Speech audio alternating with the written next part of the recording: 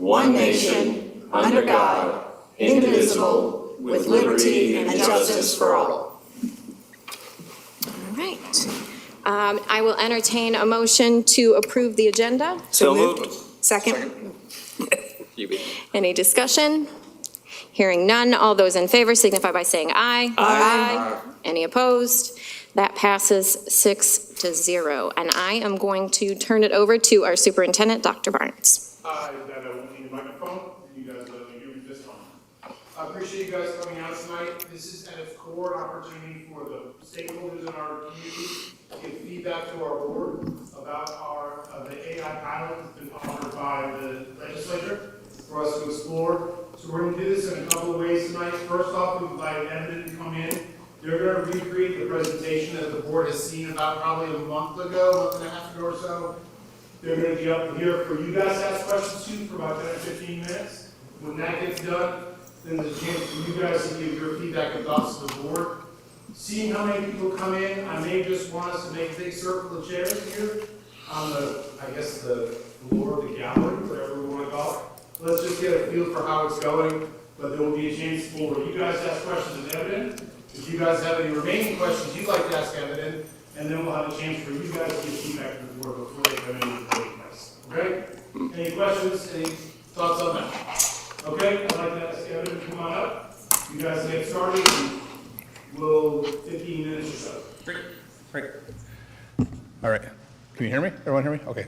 Thanks for inviting us back again. I'm glad to be here to talk about this. My name is Sean Hall. I'm from Boise, Idaho. I'm with Eviden. I also have my partner here, which is Sean Grimm. Where are you from? Pittsburgh. He's from Pittsburgh. I've been in AI for about 10 years now and computer vision, so this is something we're completely passionate about. Let's just go ahead, go to the next slide here. We're just going to talk about AI a little bit, what the school use cases that we want to do, the experience that you're going to get, some of the technologies around that, and then we'll go straight to questions. It's going to be a pretty quick presentation. Next slide. Next slide. All right, so I come from a smaller company that was called ZData. We were acquired by a company called Atos, and we're spun out into a company called Eviden, which is owned by Atos, same as Ipsotex. We're an American company. A lot of our smaller companies inside are from that, but we all roll up to work together to create these products and solutions for schools and companies and other things. Next slide. So our solution has been in the market for over 25 years. I've been in the market for 10 years. Our AI solution's been in the commercial sector and in the government sector for over 25 years. We do a ton of airports. I think we're in over 165 airports. We're in universities. We're in other schools, major institutions, warehouses, shipping yards, train yards, lots of major industry. Next slide. So some of the ones local here, this solution is relatively new to the U.S. itself. We're in, we just went into an airport. We just went into JFK Airport recently, so we started installing cameras at JFK Airport. We've been in the, recently did the University of Cairo. BAPS, they're a larger church organization here. We just deployed about 1,000 cameras out to them with weapons AI and a bunch of our other solutions. So, next slide. And next slide. So this is just going to talk a little bit about AI in general. So AI has been around for a long, long time, and there's lots of different things with it. It's not as complicated as you see on TV, and it's not as smart quite often as you see on TV. What we're doing for this solution, and this is a subcategory of AI, so this is what's called object detection with AI. It's just detecting something. So what we do is we train a model of that AI to understand what it's seeing. So from a picture standpoint, you have a bunch of pixels, and you say these bunch of pixels look like something, and then when the camera goes up, the computer's trying to find a match to that. So it's like a matching algorithm to say, did I see a gun, or did I see somebody fall, or did I see smoke, and what does that look like? What are the colors associated with it, and how do those move in the picture? So it tries to take a bunch of those pictures and determine that. Next slide. All that training is called guided training. I'm forgetting the name. Sorry, so it's guided, so all the training is guided training. It's inside a lab. We show it a lot of pictures. It doesn't learn on its own. When it's in the schools or in a site, what it's doing, it's called inferencing. So it just does what it's told afterwards. So after we've trained everything that it does, we've trained it on how to see, an orange, or how to see someone fall, or how to see a gun, or how to see smoke. Or we also trained it to know if like a large crowd of people is moving one way or another way. Then the camera will just send that alert. It doesn't track information about the event itself other than it says, I saw something that I think is important, and let's send that alert to somebody so we can get them to take a look at this and see if something's happening. Next slide. Some of these use cases that we've done, we do object detection for lots of things, not only like backpacks being left, so like in airports, we do backpacks being left on the ground, suspicious objects, we do weapons tracking. We do slip and fall, so if somebody has a medical emergency and they fall down and they don't see them get back up, it can alert to that. All these use cases are backed by this very complex rules engine that allows us to make very specialized rules about a situation. So we can say if we see somebody, if we saw somebody go into a room and we saw somebody fall down and they don't get up in 5 seconds, then we need to alert our medical personnel to say, hey, something happened, somebody fell down or something happened, so we can do that. And all these uses combine across the cameras depending on what we need. Next slide. So in production, all that is the inference engine. So you can see in the bottom slide here, that's what the rules engine looks like. So it looks like just a standard diagram flow that you do when you put it together. The camera has a camera feed, then it comes in. We define, it's like, what are we looking for? We tell it what we're looking for. We tell it what those rules around it that we're looking for. It's like, are you looking for someone falling? Are you looking for a gun? Are you looking for something else? And then what do we do after that? And then we can send a notification, or we can alert medical personnel, or we can send an email or a text message. For this solution, what we're going to end up doing is sending it to a platform called Raptor. So Raptor is a nationwide platform. They've been working with schools for quite a few years now. They're part of the Good Guys initiative, but they're bringing schools together to help them do incident response, alert notification, reunification, those types of things, and drill management. So they have a whole visitor management system and everything else that can be incorporated into that. But we're using them for the alert because it's a great system. They go on any laptop, any phone, pretty much anything that's there, an alert can go to if it's necessary. Next slide. Privacy and security. So all of this is done in the school. So we don't send anything out to the cloud. The only thing that goes out is a notification that says something happened. So all of the inferencing on the camera, the streams are already there, the cameras are already there. We're just putting eyes on those cameras and on those streams before it gets to the video server. So it just says, do I see something? Did something happen? And then it issues that alert. It complies with everything from FERPA to HIPAA. No PIIs, tracked. We're not tracking. We're not doing any facial recognition. We're not tracking, any information about students or any information about people. We're just saying, did we see something happen, and what is this event that's going on? So. And then as soon as it does that, it deletes the video. So none of the video is stored in the system. It just goes into the existing video management system they have. And then once they know there's something that's happened, they can go back to their existing system and say, what's going on here? Next slide. Use cases. So there's tons of different use cases that we could do, from detecting people coming into entrances. So if someone walks up to an entrance, we can say somebody's at the door.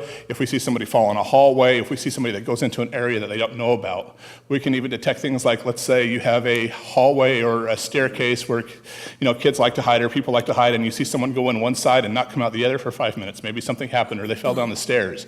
So we can create specialized rules around that. We can do, outdoor areas. We can do perimeter detection. So if somebody, comes onto the property late at night, one of the other districts that we were talking to, they had a theft of some, a bunch of computer equipment a few years back, and they didn't know until the weekend was over because they had broken into the school. They took everything, and had they had something like this, they could have immediately got a response out to the police and say somebody is, at the school. Next slide. What this does is it creates, live alarms with quick access. So we're really trying to decrease the amount of time to response, right? Instead of having 5 or 10 or 15 minutes or even longer response times, we want to say as soon as we see something, let's alert somebody and have somebody look at it so we can get somebody there faster. We get those people there, whether it's medical, whether it's police, whether it's just an administrator, we're trying to get them on site. And then there's a lot of reports that we can build off of it. We can build custom reports and reporting dashboards for the schools so they can see the type of things that are happening in their school and what they want to see. Next slide. This goes over some of the use cases that we're looking at for this initial pilot. So we're looking at, threat detection. Did we see a weapon possibly? We're looking at smoke and fire. Do we see smoke? Do we see fire? Pretty simple. Slip and fall. Did somebody fall down? And this just isn't normal, did somebody fall down? It's like, did they fall down? Did they not get back up? Are they laying there? Have they been on the floor for like 2 minutes, 3 minutes, 5 minutes? Are they not moving? We can specify that explicitly with our rules engine and be able to send out that alert. The intrusion detection we just talked about, the crowd panic. So if we see lots of people running out of the school or lots of people moving in one direction really quickly, we can go off of that. And then the loitering, which is the hallway example I mentioned before. It's like, is someone standing around an area that they shouldn't be for a period of time? Next slide, please.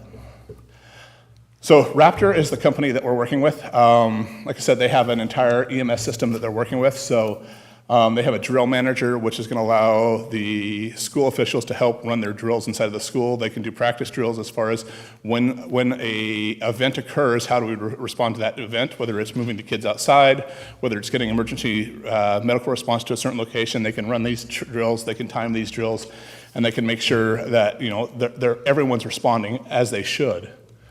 Next slide.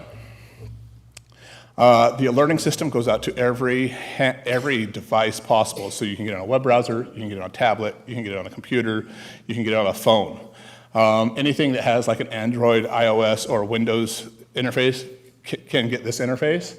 So if maybe the system doesn't pick something up, or maybe something else goes wrong, or maybe there's another alert that's not covered, the teacher has that button at their alert, so they can just hit a button, whether it's an emergency or something else, and it goes out to everybody else on that system. So it allows them to quickly alert in case something else is not picked up by the system itself. Next slide. The accountability. This just makes sure everybody's where they're supposed to be. So in the event of emergencies, sometimes kids are on the playground, sometimes they're in the bathroom.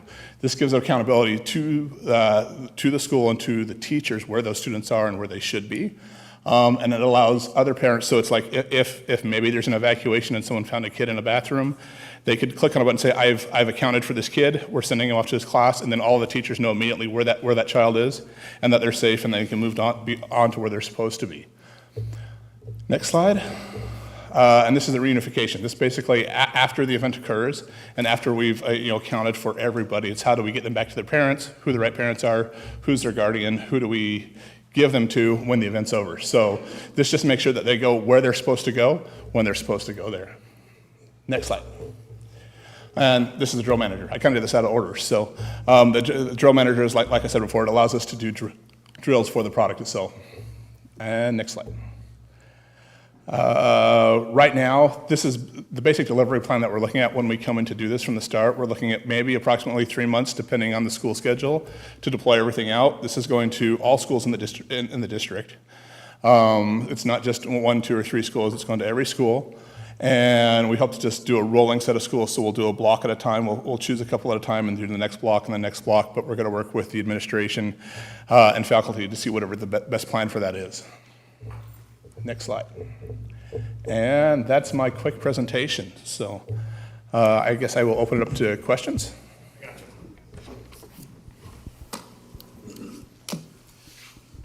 So a couple of things to make sure we're all operating with the same information.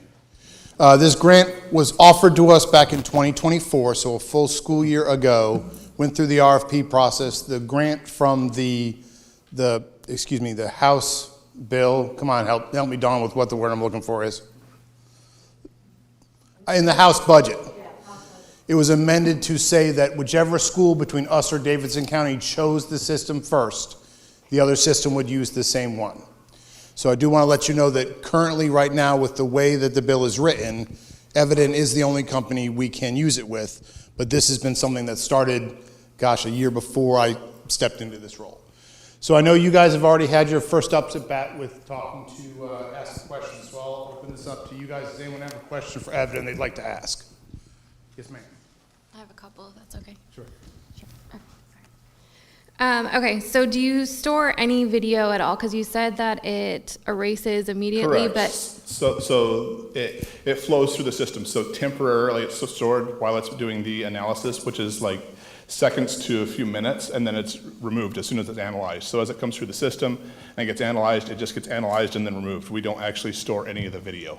so if somebody gets an alert, it's not going to show them the incident, it's just going to say. No, that will be back in the VMS system, which is already there. That's the video management system that they do. What it'll say is, I saw something happen on this camera at 4:15.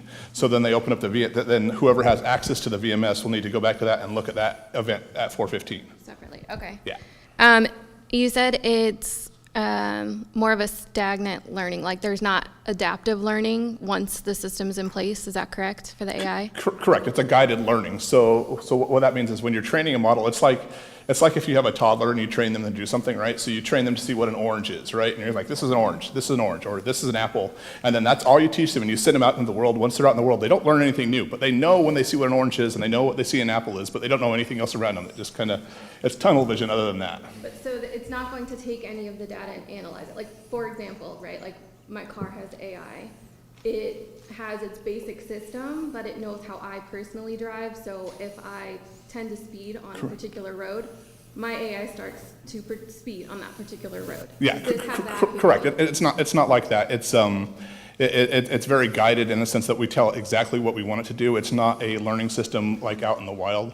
Okay. So, I mean, there's a lot. When you hear AI, there's like AI is this huge beast, and there's lots of little subsets of AI. This is called object detection AI. What you're talking about deals with like large language models like OpenAI that you're doing, and some other things which are learning your activities and things, and puts them into other algorithms, and then pushes them out to the cloud, and it does this dynamic. It's like, what is this person going to do next? Mm-hmm. But this is completely isolated. It's a standalone system. It doesn't connect to any outside systems, so we're not sending data to any other databases or any other systems. It's completely by itself. Static AI model.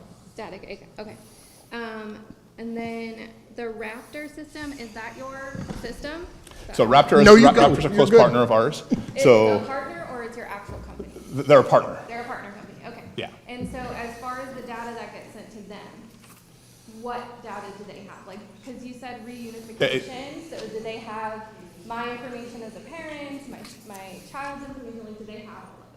So in that case, they would have that. They would be up to the school to what they upload. So they would have, they could have class lists or things like that for the school and the Raptor system. So you can have, these are the students, these are where they're supposed to be, and the school will define that. But that system's not actually connected. It's connected to the AI system, but all the AI system does is send an alert. So it says, I've seen this on this camera. It can't say anything like, I saw this student on this camera. It just says, I saw something happen. And then the Raptor system has an alert system that allows us to raise that alert and do something about it. These are separate products that just kind of enhance the overall, because the security of the schools is like multi-layers, right? So you have systems for alerting, you have systems for watching over the students, you have systems for watching the cameras. Some schools want to implement metal detectors at doors. You have the entrance protocols. So there's lots of layers to this that we try to build out. We're just trying to bring a layer of notification and some extra features along with it. Well, I think to ask your question, if I can ask that a different way, the Raptor system, would it store our local data off-site? Like we've learned, I think we've learned that we're concerned It is a cloud-based about. system, so yes, it would. So it would store it off Yeah. somewhere else? Okay. Yeah. And then Was that the question you were shooting it for? I was, thought so. yeah. And then my last question is probably more for you. Okay. Do we plan on using this as a student management tool at all? Like catching kids skipping class or not where they're supposed to be? Or is it strictly just for safety? Like we're not going to adapt this tool for anything else? Right. I think I would ask that question this way. Our school administrators, our APs, aren't sitting and watching the camera to see what's happening now anyway. They're out in classrooms, right? So I don't think you could create a system to do that. I mean, with the perimeter detection, you could say, hey, students are, we saw 5 people leave the back of the field and sneak out that way. So the perimeter detection may pick up something like that, but you couldn't say these kids are skipping class or these specific kids. You would just know that somebody left the property, that maybe between these hours, just like no one's supposed to be out there. It'll know someone left the property because of the perimeter detection, but it won't know who left the property. But I think that's a really valid question. I can honestly say I haven't thought of it. So now my brain's like, you know, what would I do with it? If I can interrupt for a second.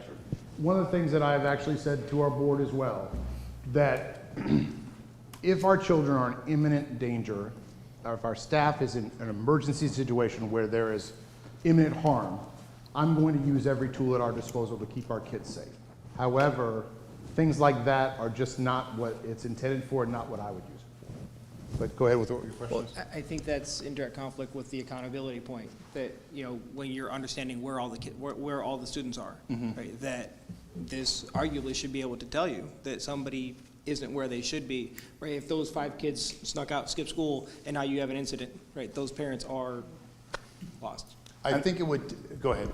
As I say, that could be a process that's implemented. I don't know if there's anything for that right now, but right now, I mean, I know there's cameras right now, and the cameras would pick up the students already leaving the school, but you wouldn't know until you took a roll, and that roll call would go back to the front desk, and then they'd call the parent and say, your kid's missing from school. Whereas this camera will say, someone left the property, and maybe that picks up an event and says, hey, we need to count all our kids to try to figure that out.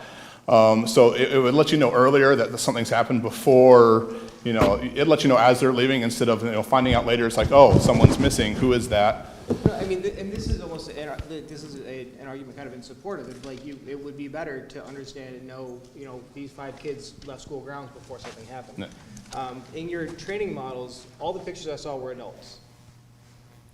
What do you do differently, if anything, for understanding children, right? We're talking about implementing this in elementary, middle, and high school.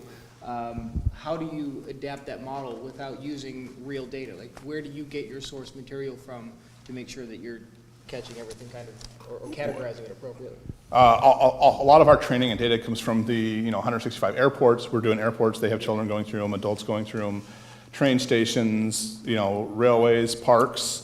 You know, pretty much everything that we've done, it's trained on adults and children, so it can do both. Yeah. The only difference is it recognizes, you know, what does a human being kind of look like, right? This is the structure. They have 2 limbs, 2 legs, and they kind of look like this, so it can understand what that is. Yeah, for us, we do skeletal, so we can tell a skeleton of a person, whether it be a small person, big person.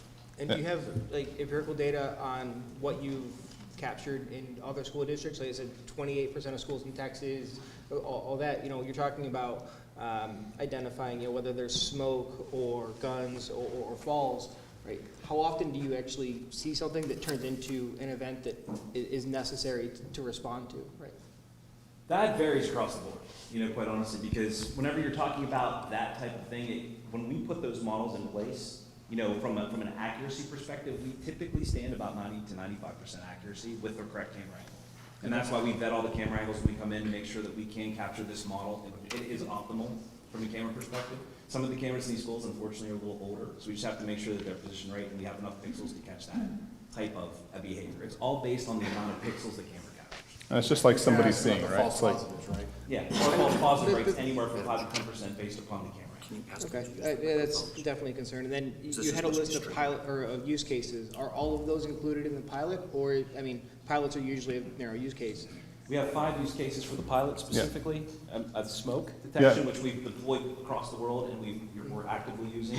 Aggression, or like, is it aggression? Are we using aggression or violence? Or? we didn't really do aggression, more just like mass crowd movement. Oh, mass because- crowd movement, yeah. we're doing that. We've deployed that currently in a lot of places in the Middle East and Asia, as we've had some issues with large crowds, especially around religious events, you know, crowding and that type of thing, so we've deployed that. You can name the other 5. So the weapons detection, which we just deployed in JFK and in BAPS, and then the perimeter detection, which we've been doing since the beginning of time. So 2001, we should become perimeter detection. So those use cases. Can I see if there's someone else first before I come back to you? If we could make sure that we're answering on the mic, because this is being Because people at live home streamed. can't hear it, it's being So we live wanna make streamed. sure they Okay, can folks, we're on the mic. Hi, how are you doing? And really my question is for you. Oh, okay, yeah. And so when we look at education, you know, like the foundation of education, it goes a lot into monitoring and accountability. And so when we look at that person-to-person interaction, so you're saying the 5 children are missing.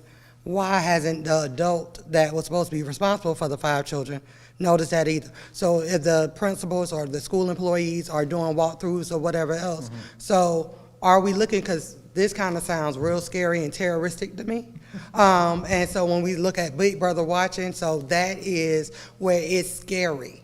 And it is scary a lot. And I know you just mentioned, because I was like, oh my goodness, ding, ding, ding, when you just mentioned, well, my goal is to keep all schools safe, but not schools safe like a prison. So I hope That's a not really the good- case. no, So I'm that's a good feeling question. It's Yeah. feeling real prison-like right about now. Right. And it's not feeling child-friendly. Right. And these are children. These are not terrorists. And so we want to make sure that when we're putting things in, when we're putting things in place, that even though I may be representing a lot of parents right now, that we're not bringing criminalization to schools where we're supposed to be educating students. And so, well, it's not what any parent that brought their child to school signed up for. So to answer that question, I'll give you an example. You know, when 5 kids, we'll use our 5 kids skipping example, okay? Every teacher takes attendance every period. So if kids left in the middle of first period, yeah, I'd know about it second period. If 5 individual kids all left 5 individual classrooms and met up and decided to go do something, yeah. Now, I think to some extent you're going to say, where is kids being kids, and that's just normal kid behavior that we've all seen, done. You all remember senior skip day. Some of you probably more recently than others.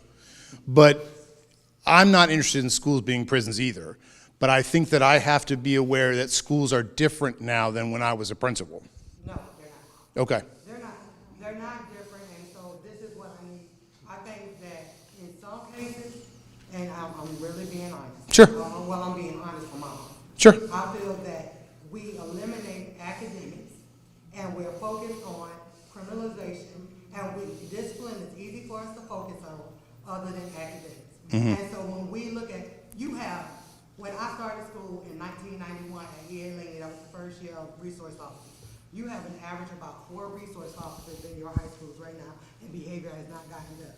So when we start looking at that whole aspect of criminalization and putting law enforcement in schools and putting technology and putting cameras, how has it gotten better over time? I'm a data girl. Yeah. And so I love that. And so it may be, regardless of what, I don't have to agree with someone's politics, I don't have, but I do agree with the education of children. And I agree with when children come to school, because they have a short span to be children.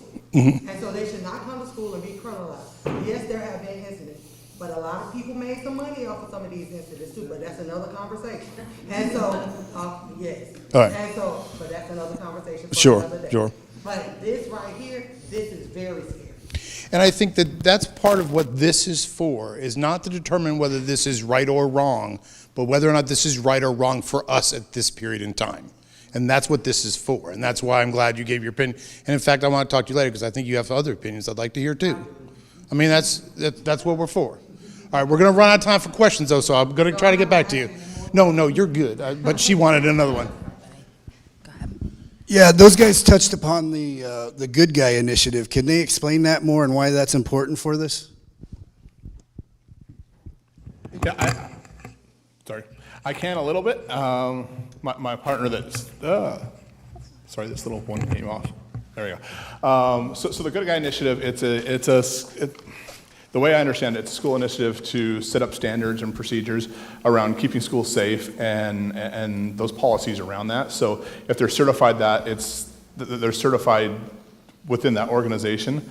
I'm not an expert on it personally myself. I just know that a lot of schools like it because they define these standards and procedures. So they define, procedure. They help schools define procedures for how to respond to incidents, and they help schools respond, how to treat students and do that type of stuff. So that's why Raptors partner with him, and we're more of the tech side of it. So we're trying to bring the technology to help with that.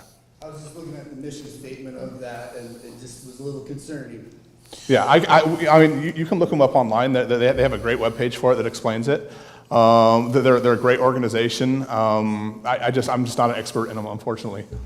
All right, I'm going to go back here. I'm going to go back to you again, and then anybody else I'll get to you next, okay? Sorry.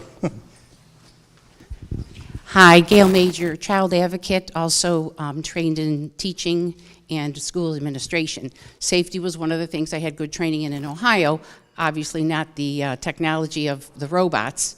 But what I wanted to ask was, we had read, and correct me if I'm wrong, that face recognition would be included in this project. Did you say would be? Would be. No, as far as right now, it's not included in this project. So that needs confirmation, because there's a big difference. And the reason I'm asking on that is because it can tie into other things, right? Yeah, Whether, so- what other things we look at other than facial recognition. So as far as the legislation goes, when they issued the legislation, they asked for technology that could do a whole stack of things. And our technology can do that whole stack of things. But when we talked to the schools, some of those things like facial recognition, that was a big concern. So that's one of the things that we were not including in this. So we're licensing that out until, if in the future that's ever decided that the schools and parents and they want that, it's a technology that's out there, but we're not putting that currently in. And then are you aware that this was tied into our legislation bill? Yeah. All right, and can someone answer when this was brought about? I'm to the understanding that our fired superintendent, Dr. Faust, was part of this process when it started. That was part of me. Yeah, I can add that one. Yeah. I can say that it was offered first, Dawn, can you remember when the RFP went out initially the first time? Sorry, because I had to get this answer because I know it's a good question. There's a line. Tell me again when the RFP first went out.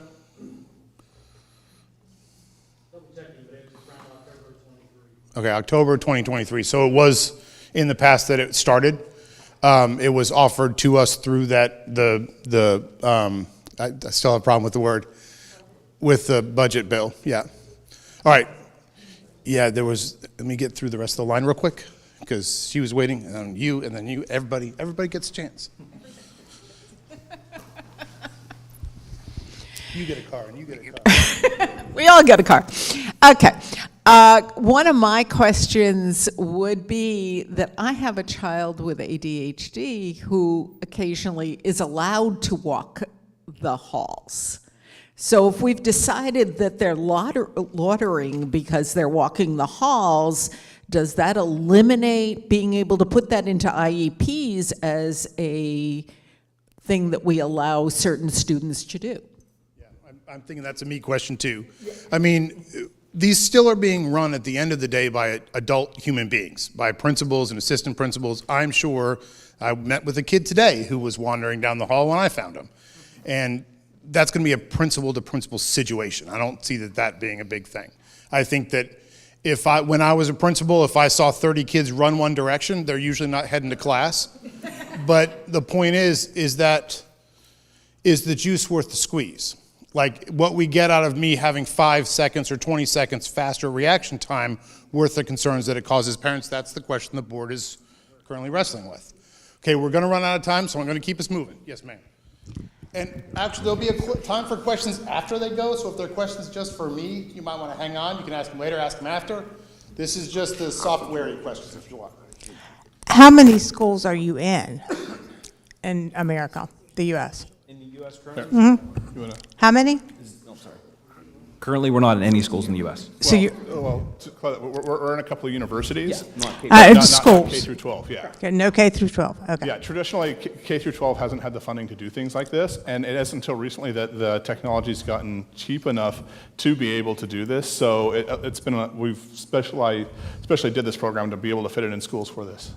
And then if you refer to slide 12, I don't know if you can go back, but it showed all of the things that you can implement with this. I just realized that this was here when I was asking to turn the slides, so I'm sorry. And all of the things that you said. Right there. Listen. Mm-hmm. Oh, Go down a there bit. you go. This All one? of the things, like license plate recognition. Are you going to implement that? No. Okay. These are just all possible. I mean, these are things that are possible today. That we've implemented other places, But no schools. not K through 12. Thank you. All right. I gotcha. You haven't had a chance yet? Thank you, sir. I have 2 questions for you guys and then one for the board. How many other companies were qualified and considered for the RFP in the process? That would be to the board. I don't know. I wasn't part of the qualification. We just applied. Who select, I guess We the were big just question selected, is, so we didn't how do were the y'all qualification. selected? Donna, how many folks were in the initial RFP process? There were 3 vendors that responded. And by the time we made our choice about which selection we were going to pick, Davidson had already chosen, and so that defaulted us to Eviden. So my connections in Davidson told me otherwise, that it was not selected, it was selected for them. My second question is there a subscription fee to the Raptor app beyond you? Yes. Okay, so is that part of the grant that's being covered? For the first 2 years, yes. So who's going to be responsible for funding you and that Raptor app after the first 2 years? That would be a decision the board would have to take into account. How much is that going to be? I think the Raptor, I'm trying to remember right offhand, I think the Raptor was like 40,000 a year. I'm maybe a little bit off, but it was. How much are you guys? Our subscription fee? So our subscription fee is for managed services around that to help with the platform. And I can't remember what the exactly is right now. Did you really come here and not have a price for us? I think Dawn does. It's public information. Dawn, did you have a, I got you. I just can't remember what it is offhand. Based on the response to RFP, we're looking at basically a little over 300,000. 300,000 was the number you told me. How many teacher salaries could we use that for? I'm just saying. More than that, 8, 4. Yeah, I'll get you the number, because I just can't do the math in my head. So I get hundreds of push notifications a day. Correct. How do we make sure the people responsible for carrying the handheld device don't ignore it? I mean, that's the trick, right? It's like, and hopefully the hope is, so through Raptor, you can create groups of people, so you can have like response teams. And this doesn't take the human equation out of it. What we're trying to do is we want to send a quick alert to response team to say something's happening. Hopefully somebody gets it. You know, obviously they have to be looking at their device or have a pager or some way to get the response. I don't think I have a really good answer to say how are we going to make people look at the responses, because they're going to be teaching and doing other things. But it should get sent out to multiple people, so hopefully somebody sees that response and responds to it. That's looking for those things. No, that's a good. Go ahead. I would like. Alarm rate's 5 to 10%. So that way, from all the notification perspective, the false notifications would be minimal. I would probably liken that to the number of times as a principal that I had my radio turned down because I was doing an observation and came out and didn't turn it back up, or something like that, or I left it in a room somewhere. So I think you would see some sense of that regardless, because there's a human being on the other side of that. And so there's a startup in town called Opiate, and they've worked out a deal where their Samsung smartwatches are providing biometric data to their service providers for people in recovery. And I don't know if you don't give the team, the response team, maybe something different than a phone. Maybe it's a watch, and they know when the watch vibrates, they've got to stop and react. But again, my other questions are for the board, so that was my only software question. From a I technical am aspect. going to worry about time, so I'm going to get these last 2 questions, and then we're going to pivot to you guys asking questions or giving feedback really to the board. All right. How you doing, gentlemen? Glad y'all came tonight. Thank you. Question.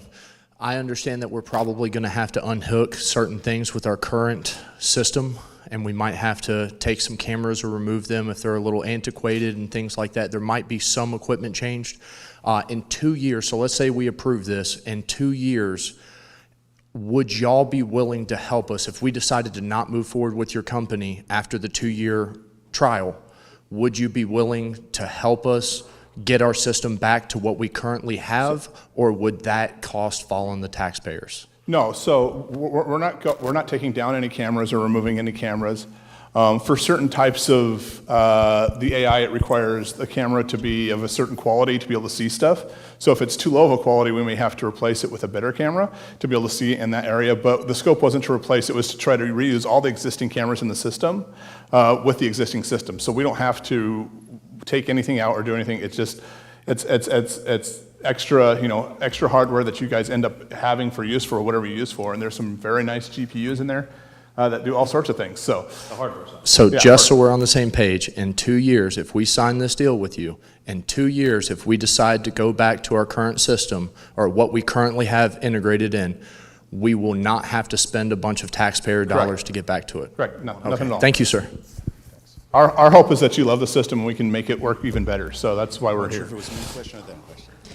So it's to my understanding that your system does not detect concealed weapons, is that correct? Correct. So I think that's one of the fastest growing issues we have in the United States is school shootings, which nobody's walking in with their pistol in the air, right? Yes. So as we question, you know, whether or not we get more bang for our buck if we put in a metal detector or if we put in AI to see somebody fall or trip and spend millions. Yeah, go. How would you answer that? No, I appreciate that question because I get that a lot. That is one of the many things that we can do is alert on a weapon present. When you get to the point where you start having concealed things, yes, the metal detectors, the walkthrough ones they have at Disney, all those type of things still have a failure rate. You know, all those things, there's no, I don't want to use the term bulletproof, there's no foolproof plan to ever stop anything concealed. The whole aspect of our system is once it's present, we alert instantly. So we get that alert out as fast as possible. That's the way that we're trying to handle it in this situation, is to get you the information right away so you can do something about it. Does that make sense? Okay. We've got about 15 minutes, so I'm going to pivot a little bit. Ladies, gentlemen, do you have any questions that haven't had a chance to be asked yet? I know that you guys had a chance to ask questions last time. Well, I have a question about what you said. All right, go ahead. Microphone. Microphone.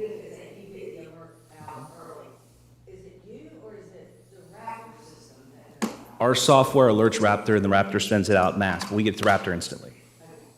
No, that's good. Microphone. We talked about data staying in the servers for potentially minutes. And in that scenario where there's a firearm, right, that is a life or death right now problem. Are you able, like, the servers and the, you know, GPUs, all that you're putting in the school, is it capable of handling the data feed, all the cameras that are in the buildings? Yeah, so we've sized it to do that. Just based off of the processing, it prioritizes the inference and the processing over like deletion of the data. So sometimes it'll, if there's a like mass input or if it's doing a lot of processing, it'll batch delete the data. So it could be everywhere from a few seconds to a few minutes because it's more optimal to do it. So it's less optimal to delete something every time you get it than to say, here's a block to delete, here's a block to delete. Correct. Yeah, the inference is real time.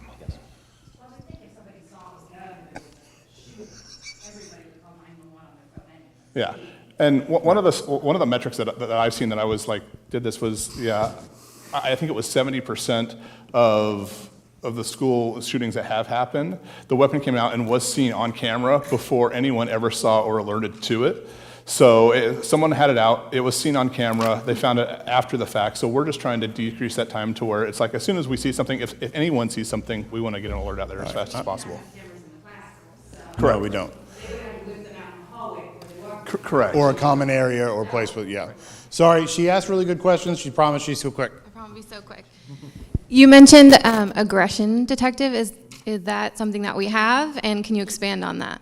So we can do aggression detection. It just does not work really well in crowds right now. So like on a school ground where there's lots of kids and they're playing and they're interacting, it would be very hard to tell if like kids are fighting unless there was like just two and they were separated and then they went to the ground. So that's not within the scope. It's not part of No, the type of scope that we're doing is like if all of a sudden we see all the kids, like something happens and we see all the kids run away from a certain area, then we're like, maybe there's an event going on beyond the camera that we can't see, we need to investigate. Ladies, gentlemen, yes, ma'am. I mean, Ms. Mason, is it okay if I just go down the line?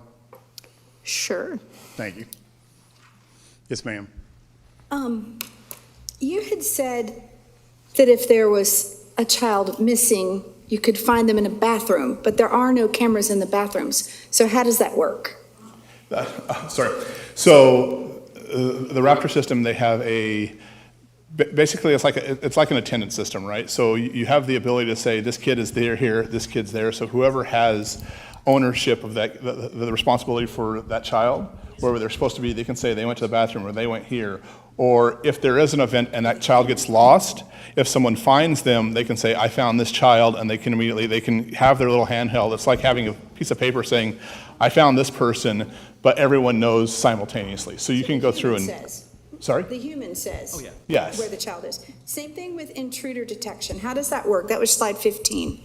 How does intruder detection work? How does it tell it's an intruder versus a student coming in late? The typical intrusion is after hours. So you set that, and again, that's all scope of work that we determine. So nobody should be in the school between 11 and 7 or 11 and 6 or 11 and 5, whatever the hours you determine. And then if anybody comes in at 1 in the morning, you know, and steal or potentially could steal, or somebody's here at 1 in the morning, we can alert you. That's the key. Yeah. Going down the line, sir. Thanks. I'm a little confused about how long the data is maintained, because the way that we're using our cameras today, we go back and look to see how an event developed. It's not just, you know, two kids are fighting, it's like what led up to it. Right. So you're saying that I can answer that. Yeah. You have an existing video management software. All we're doing is we're saying the camera sees something, we're letting you know, and then we delete it. The video management is always storing and always has been. We're not doing or manipulating anything from that perspective. It's like a separate path. It's separate. Yeah. Understood. Thank you. Thank you. Sir, ma'am? I just had a couple questions. Things that have been floating out in the world, I guess, at this point. Additional setup. A lot of folks are very concerned about the possibility that, you know, yes, we're going to get this money from the state. However, there's going to be extra costs for this, that, the other thing. Is there going to be, I've heard from our principals the other day that they were saying that our cameras are not all that great, but one principal mentioned that his has been upgraded, or not the cameras, but the software is upgraded, so they actually work great now. Other additional costs up front for this that the school system, the taxpayers would be responsible for? I mean, we've tried to incorporate all additional costs that we have, and we've that we know about with implementing any type of system like this into that. Is there never going to be an outside cost that we don't anticipate? No, but 99% of the costs that we've anticipated are already put into that request that we put forward. So, and we're here to help the school, and as we move forward with this, we want to work with the school and work with the legislator to make this a system that you guys want to use, and make sure that funding gets through for future use for upgrading the system or for things like that. We want to make sure that you guys get the funding. We want to work with you and help you find that funding for that. Right. And to Dr. Barnes, just to make sure everybody understands it's here and online, right now we hope to have assistant principals, secretaries, whoever else, doing basically the same job, trying to monitor cameras, but also doing another job. Is that correct? And I will tell you that right now our camera viewing is reactive, not proactive. I'll go to the cameras, or a principal will go to a camera to register what happened after we already know about it. It's not, we just don't have the staffing to do that. Thank you, sir. Ms. Justice? Oh, yeah. Well, I'm gonna start off about the cost. When we were asking you originally, you said 40,000, and then she looked up and found out it was 300,000, which is a huge difference. And you also said the Raptor was 30,000, which I'm not sure now could be truthful, or not that you're doing it intentionally, but maybe you're not sure. So I'm concerned about the cost about Raptor added on top of the $300,000. You're shaking your head over there. 300,000 included the Raptor. Okay, good. Thank you for clarifying. Yeah, sorry, I just couldn't remember all of the numbers off the top of my head. So. I know, but that's a huge amount of difference. I mean, I calculated that for 46 schools, that's about 6,500 a school, which actually, in a sense, isn't bad when you consider how much time staff does have to spend going back through monitoring things after incidents happen.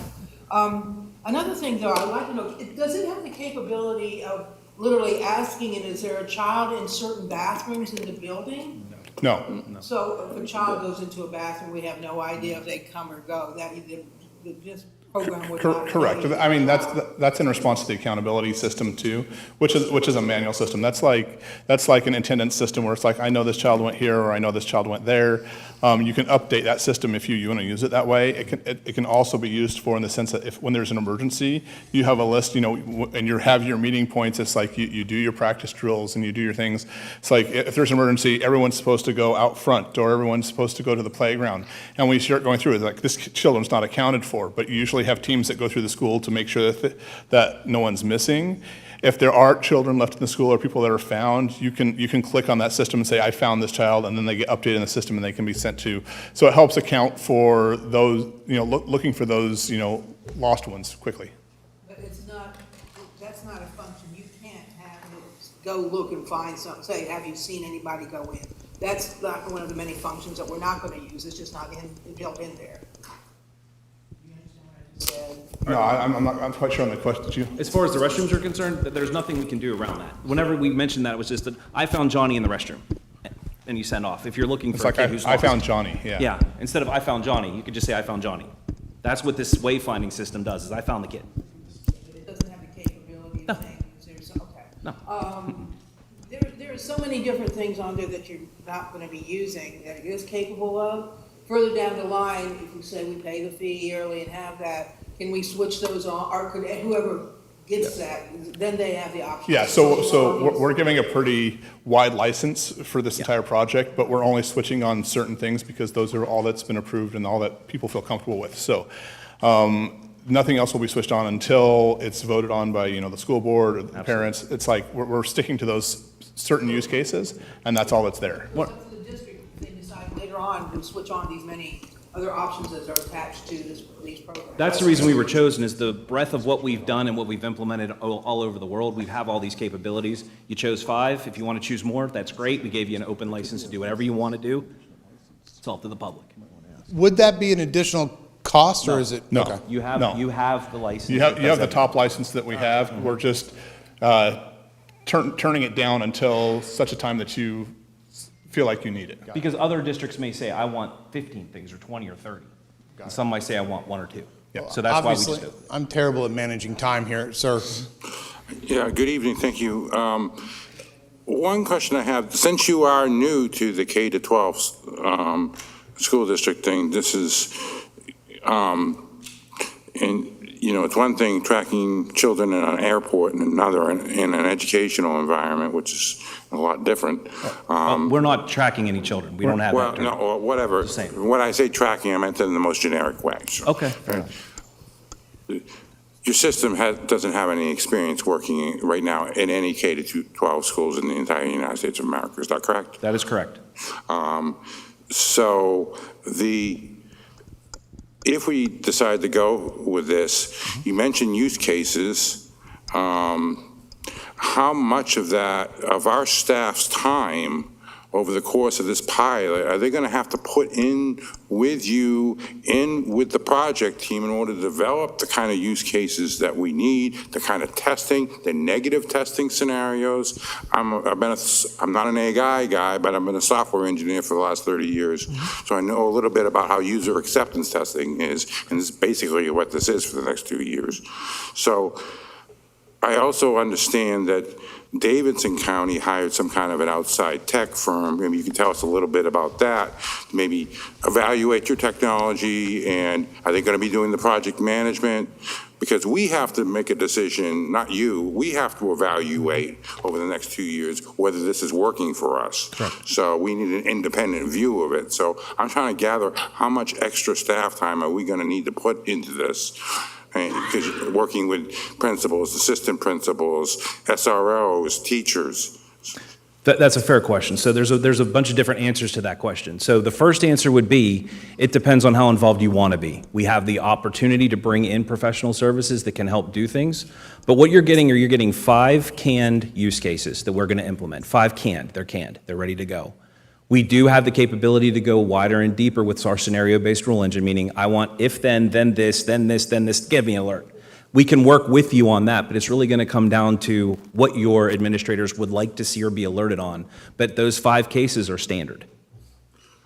Okay, and then, because I want to leave the most amount of time for our community, because that's why we're here today. Can I pause you for just a second? Because we are coming close to our ending time, I'm going to make a motion that we extend our time for another 15 minutes. And if we need to extend it. We'll ask them to finish this last round of questions. That's and fine. then get to the So next step, though, because- I will make a motion to extend time for 15 minutes. Second. Any discussion? Hearing none, all those in favor signify by saying aye. Aye. Any opposed? Passes 6-0. All right, and finally, just quickly, one of the, I'm reading your RFP response, and that Ms. Sutton sent us the other day.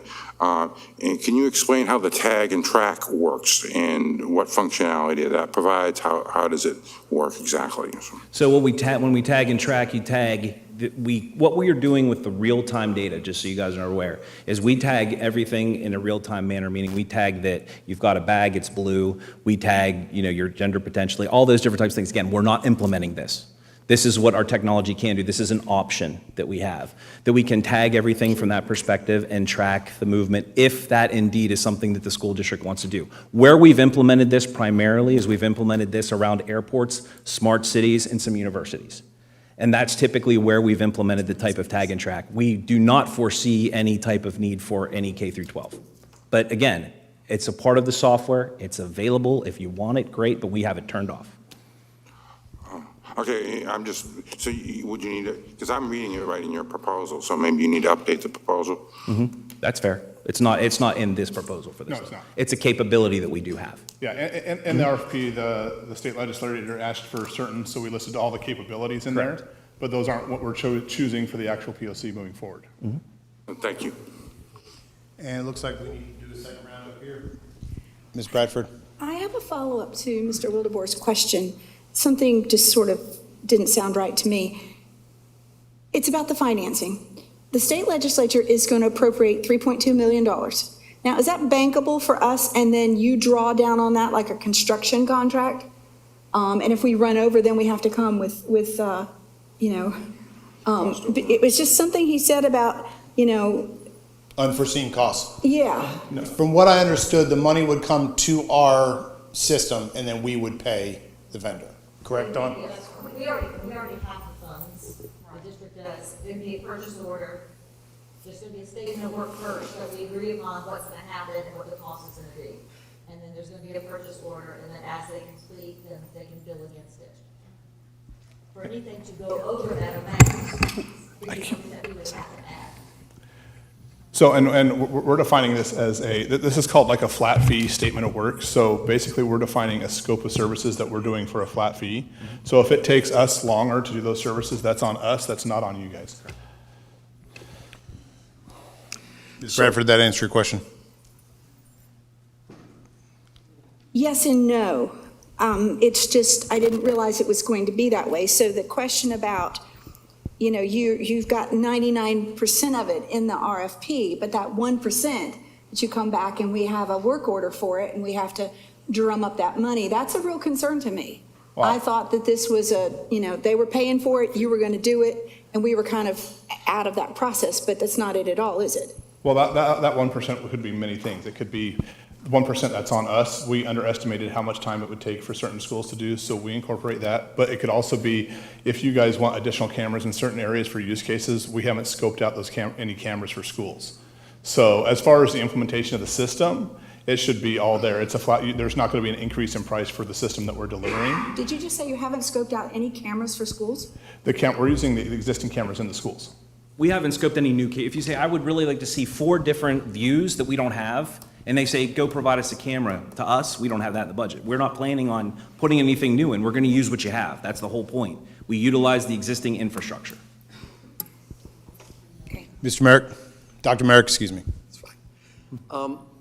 First question is, how large is Eviden? How many employees? We're a $1.4 billion company. Locally? How many? Locally? You have are you here in North Carolina?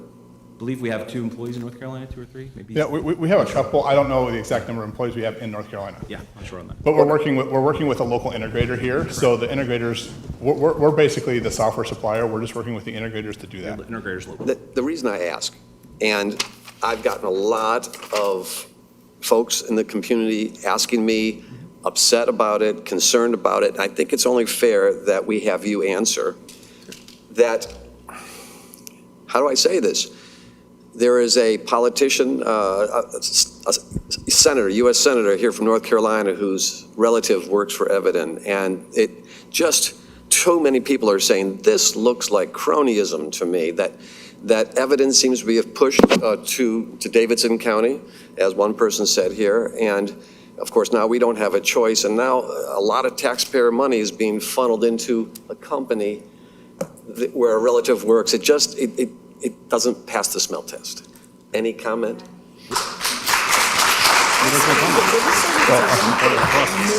Yeah, I mean, we just responded. We responded to We an responded to the RFP, and the RFP was selected by Davidson. As far as I know, there's no pushing from us to do that. There were a bunch of, we actually responded to it twice, as well as the one for New Hanover twice. And do you know what position she holds?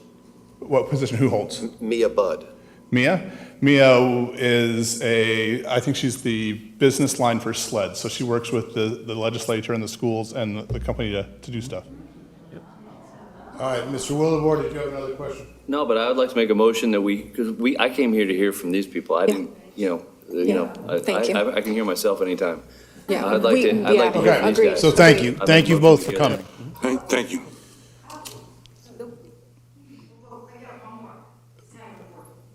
Folks, this time really is about you guys talking to the board about your thoughts and opinions. If you can't give your opinion without this, then we'll do it that way. But I just want to make sure you guys are aware of time. Well, I had a question about the tag and track. I'm sorry, I think I can talk okay. loud enough. I'm sure. The tag and track, is that just the cameras we have installed in the school, or are we talking about the laptops and iPads that our kids have? It's only for the CCTV cameras, and it's not turned on. It has nothing to do with anything other than the CCTV cameras. It's a capability we have, but it's not turned on. So it's a capability. For the CCTV cameras, period. It doesn't track computers or anything No, else. it's only the That can't be cameras. installed or put on the. No, we don't have that capability. Gotcha. Yes, ma'am. So I see that just as recently as yesterday, Eviden on their YouTube channel is talking about, saying you're trusted is not enough. You have to prove it. So to detect anomalies on sleepers, we provide RAID, reasoning AI for decisions based on the Extractus technology from the Intelitech. Our solution is robust, sovereign, transparent, and explainable. It is essential for us to work with CertX to ensure we comply with the standards of upcoming regulations, such as the EU AI Act. But pursuant to our country, what type of benchmarks are in place that are congruent with that which I just read to you? Again, this is straight off of Eviden's YouTube channel from yesterday. Understood. So Eviden has a big data solution system, which are all aspects of AI. We are the computer vision AI for CCTV cameras. That is legislated at the state level. So like Illinois Biometric Act is the strictest state level biometric act that's out there regarding CCTV cameras. And we've passed that in spades because of the EU. Because we're born and bred in the EU, so GDPR, all the EU standards, we follow all those, which are 10 times more stringent than anything in the US, even Illinois.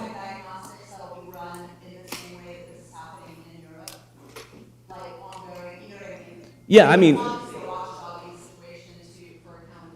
correct.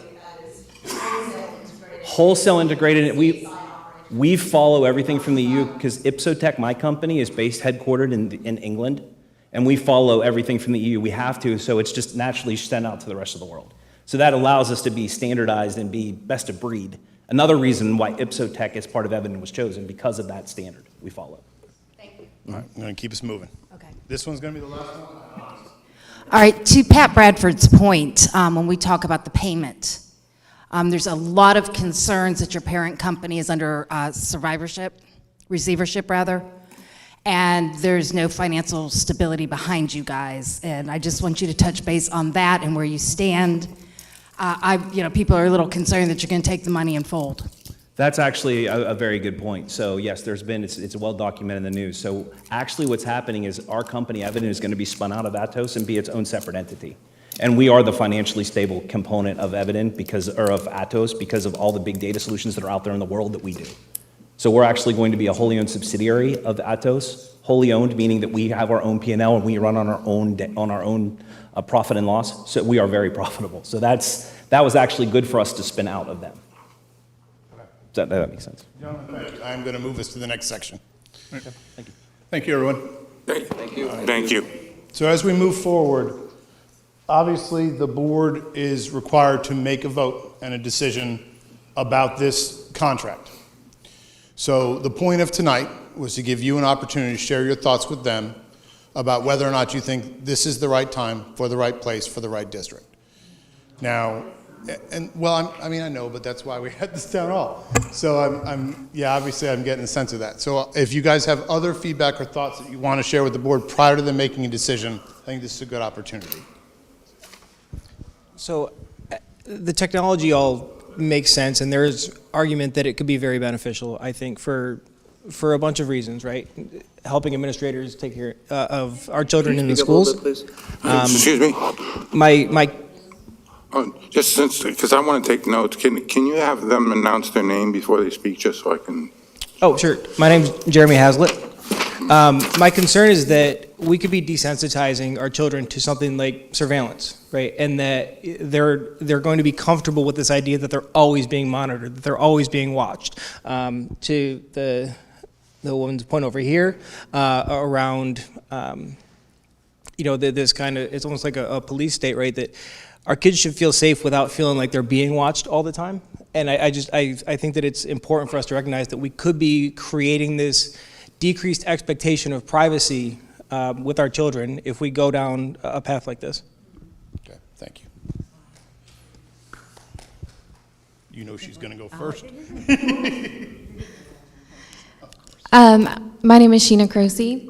I very much wanted to like this idea. 19 years ago, my name was on a list in a backpack with a gun, and nothing's gotten better since then. So I wanted to like this solution, but there is a lot of red flags for me. One, I think we're financially overcommitting ourselves massively. Even though this is covered for the first 2 years, there's that fee after that.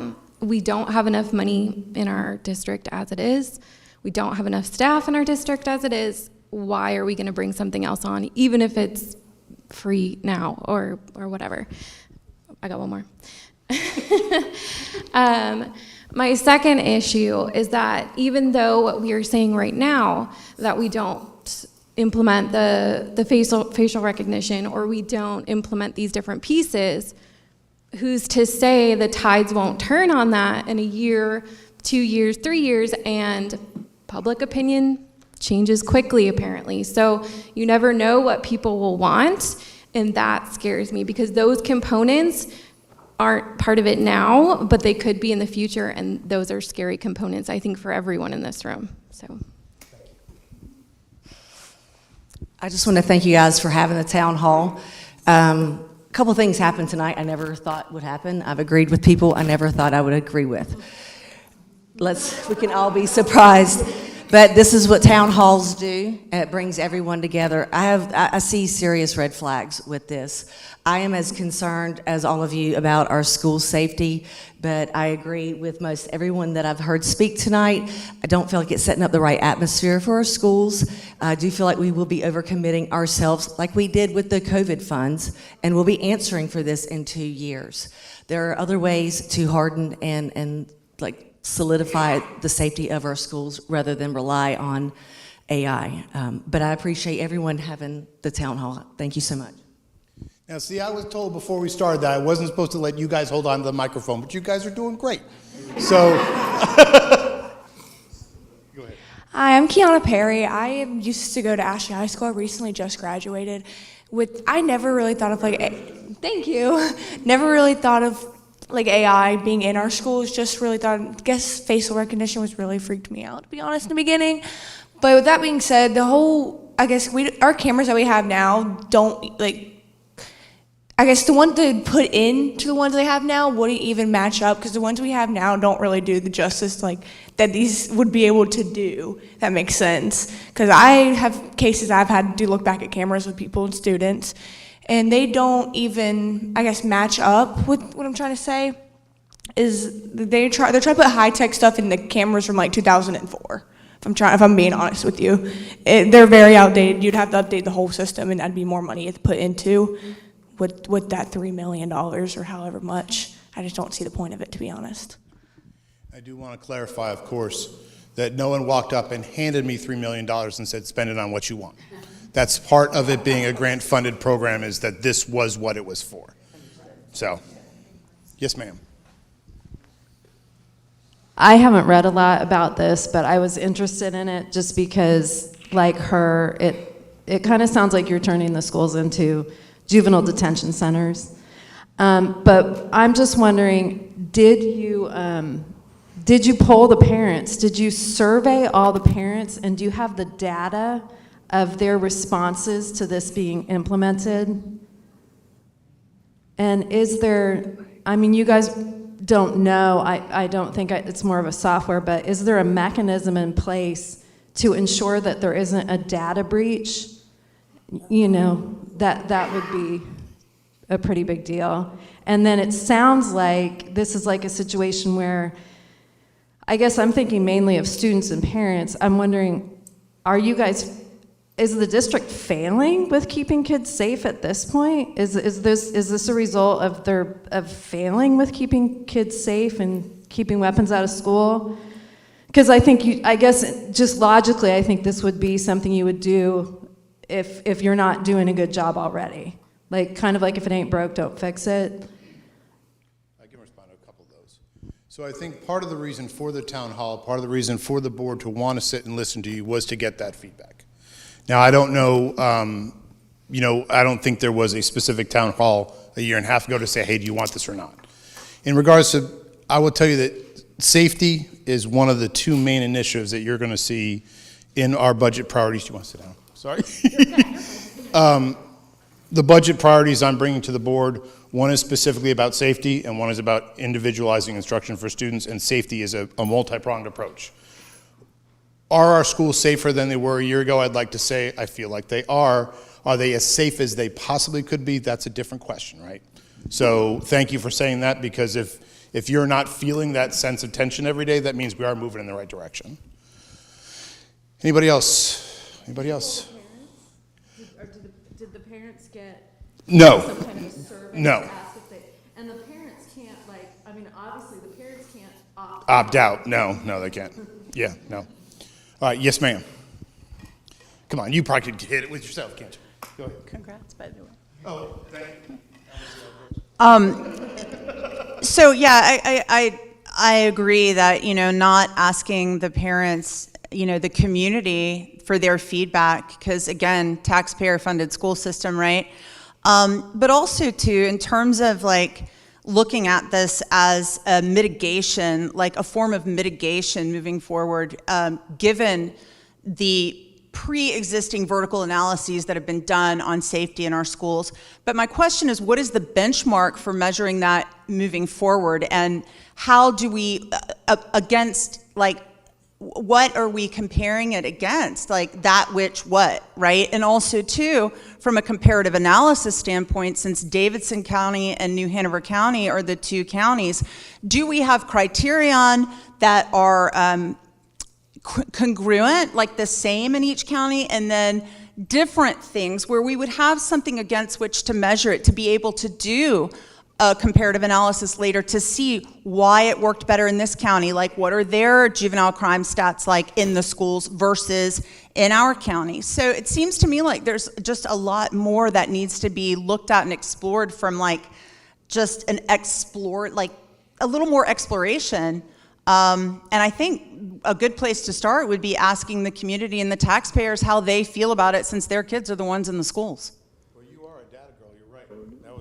Those were good data questions about how do we measure, right?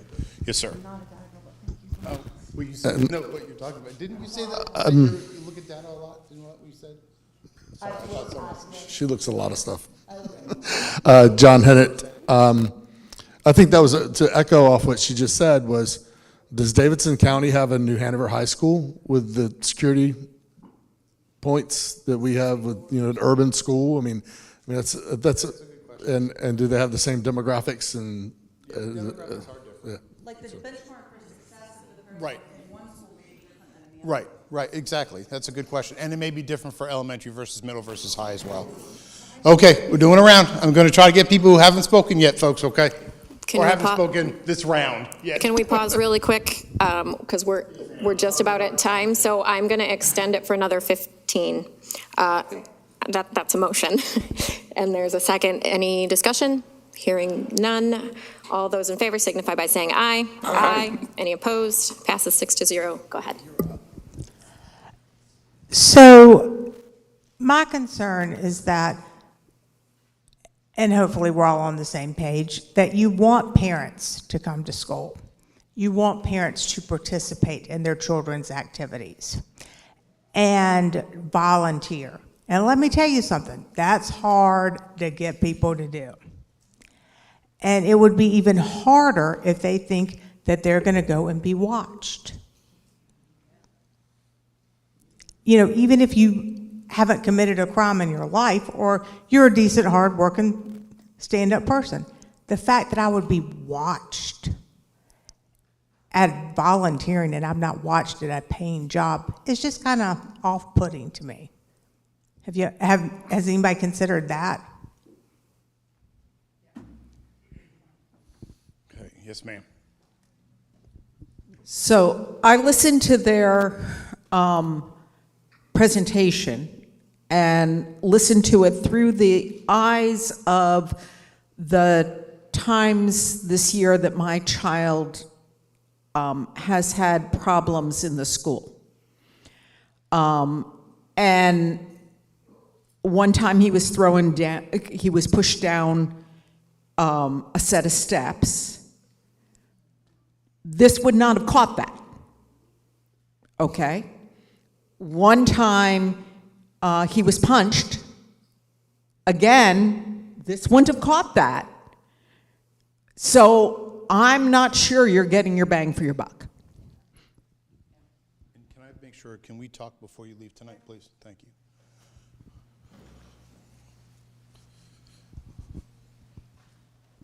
Gail Major. K through 12, yes, that certainly raises a red flag with most of us. And then they haven't even been in K through 12, big difference between that and college. But also, when we look at the teaching part of it, I look at AI as STEM. I've taught STEM, and that's where I thought it was coming in. So when I heard this, you get a little excited about that. But today, all I heard was safety. So statistically, still today, safety or the lack of safety is in certain areas, right? It's the hallways, it's the restrooms, and it's usually outdoors. That still holds today. And they didn't show us that they could help anywhere. I think Ms. Justice brought up the restrooms, right? That needs a human body because we don't have cameras in there. Academia is the most significant with AI, and that's where I think we need to stay. Thank you. Okay, I think we're going to round out our last couple. Okay. Said hopefully. First of all, I want to thank the 6 of you from the bottom of my heart. This is the best example of a nonpartisan thing that we have going on here in the county that I've seen in a long time. So to the 6 of you, thank you. And I know you all care about this, and I know your heart's in it. I also know... So, you're not on the school board. Fair enough. You see, now you just threw me out on what I was saying. You guys all ran on taking politics out of this and doing what's in the best interest for the kids. And that's where, when we go to make this vote, I want you to honestly put your mind and heart and do what our kids need. We got another problem here in New Hanover County, and that is we don't have any money. Okay? That's a serious problem. And when we talk about putting in a $3 million system that's going to cost us, they said 3 tonight, I heard 4 before, $100,000 a year to maintain moving forward, we got a serious issue funding that, and we have a growing community, and we need more teachers, and we need new schools, and we need all of these things. And when I look at it, and when I talk to the parents on both sides of the aisle, whether you're a Democrat or Republican, everybody says, I believe a metal detector would deter school shootings, which is one of the big concerns, rather than someone tripping and falling. And when somebody can call 911, or you're going to get an alert on the camera somewhere that's going to say somebody just tripped in the hallway. So when we see these things and what it's capable of and what we're contracting them to do for $3 million, it leads people to say, where are we going with this? Right? And I can tell you, I'm in insurance, and we can put a little tracker on somebody's car, and we give them a discount for it. I pay people so that we can collect information on them. And now 90% of the people are like, you're not tracking me. Down to how fast you're driving, where you're going, or if you're braking hard. They don't want it. They don't want to be seen. They don't want AI following them. People are against it. So it's something to really, really think about before we vote on this in our school system. And it is all eyes on New Hanover County right now. So I really, really want you guys to take your time when you make this decision, and I thank you. Although your car apparently can drive itself. They realize how old my car is that you have AI in your car. Sir, you're next.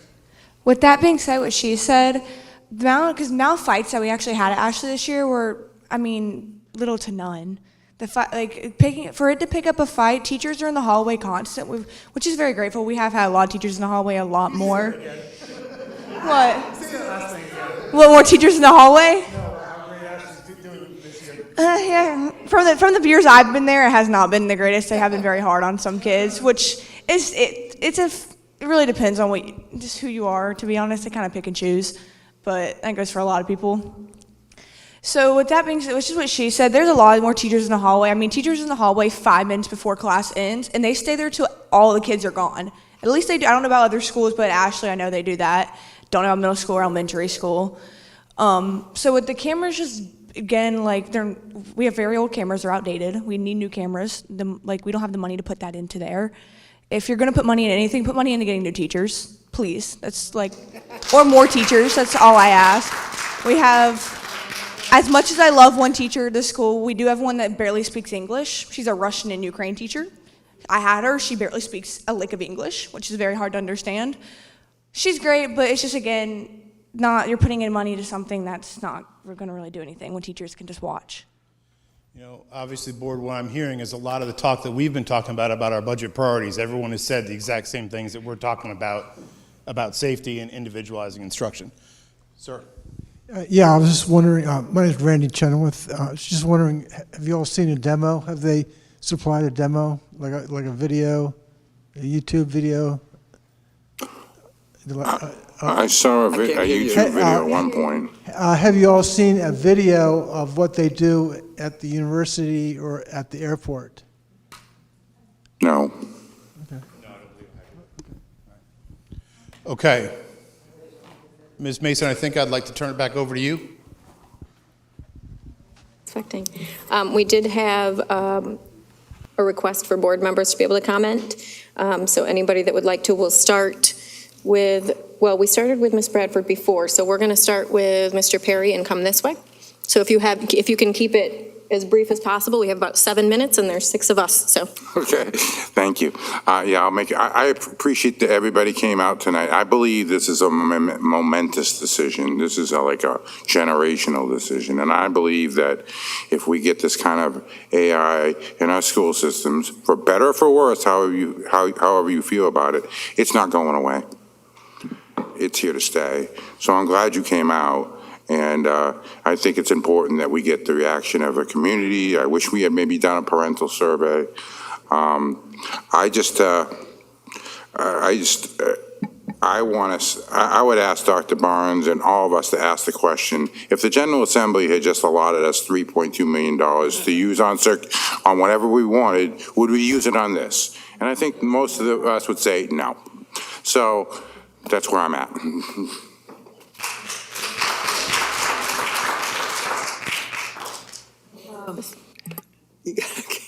Like Mr. Perry said, thank you so much for coming out. This has been very informative. They had presented one other time, and it was a little more detailed, but this was important. One of the things that I know as Americans we pride ourselves on is our freedom, the ability to make our own decisions, and our children, that's part of what they learn is they get educated so they can make good decisions in schools.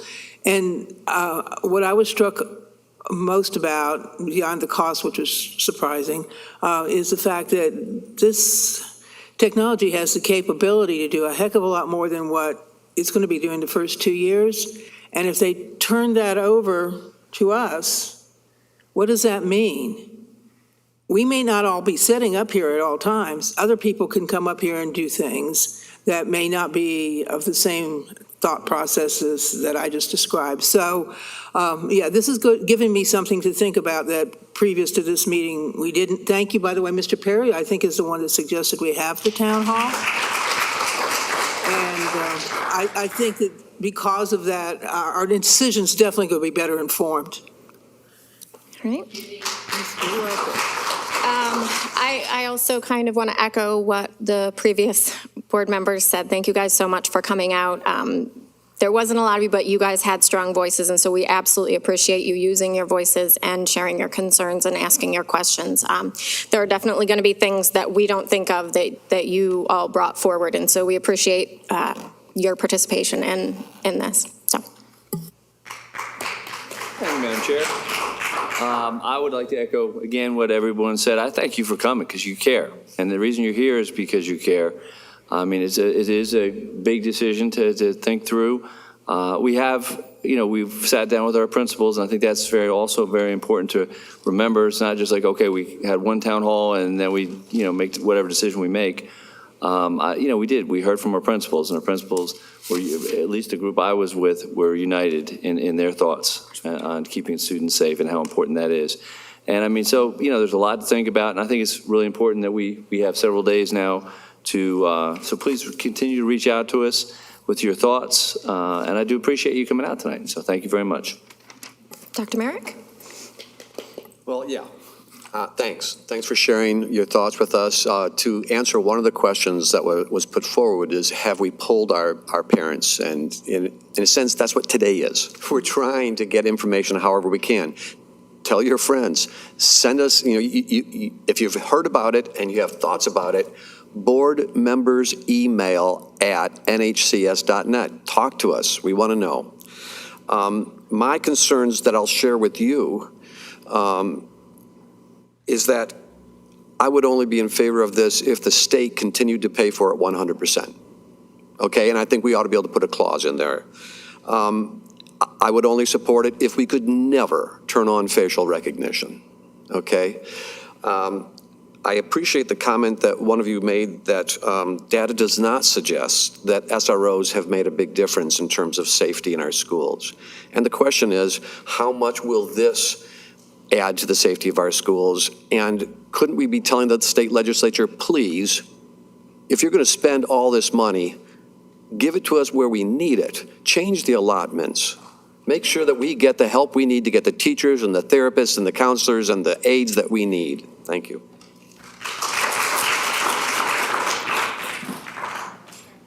Okay. I took notes on every single speaker, and it's given me, well, the whole thing's given me several things to think about. And my concerns are, I really want to make our schools safer. I want to know that woman's left, but I want to know why, if her son gets pushed down in a stairwell, that the camera wouldn't pick it up, because I thought it would. That's one of the things I liked about it. But they weren't here to answer that question, so I'll ask it. But one of my big questions is, did the other companies that submitted on the RFP, did they have K through 12 experience? So that's a red flag for me. I don't like the idea that this is kind of like an a la carte menu. You get the coupon to go to the restaurant, and it's an a la carte menu. And I can see us with a work change order and a work change order, because I know from talking to the 45 principals that we don't have cameras that work all that well in some of our schools.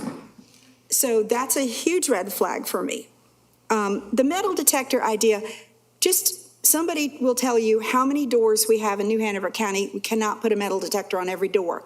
So we just have to rule that one completely out. Ms. Bradford, for if now. I could just share, Ms. Bradford, if I could just share, there's 48 doors just at New Hanover High School alone.